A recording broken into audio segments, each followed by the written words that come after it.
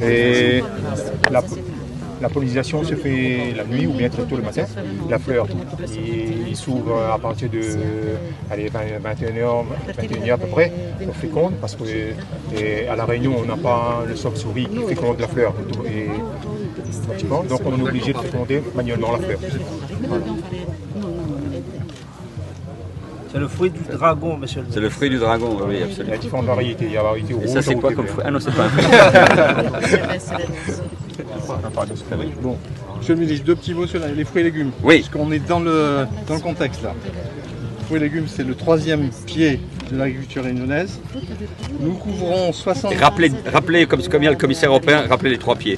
Alors, la canne à sucre, les filières viande et animale, et les fruits et légumes. Les fruits et légumes représentent 43% de la production agricole réunionnaise, avec seulement 15% de la surface agricole réunionnaise.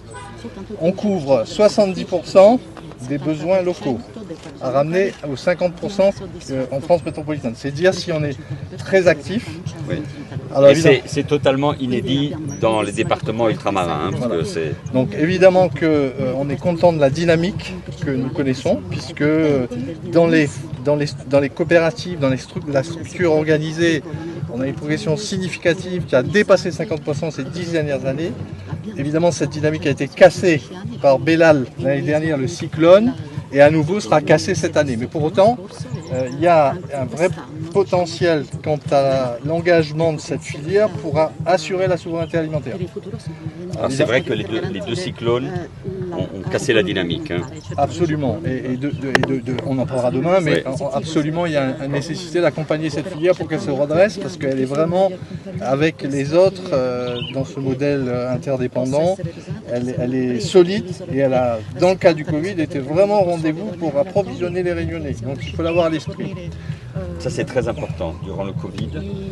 Contrairement à ce qui s'est passé dans d'autres territoires ultramarins, encore que je ne veux pas noircir le tableau, ici il y a une autosuffisance, enfin une capacité en tout cas à venir en aide, alors que l'île était coupée forcément du monde. Voilà. Bien sûr, nous devons faire face à des difficultés, mais qui sont assez transversales avec les autres filières, l'emploi agricole, les problématiques phytosanitaires avec les pertes de molécules pour faire face aux maladies qui sont nombreuses dans un milieu tropical et humide. Il faut avoir cet esprit.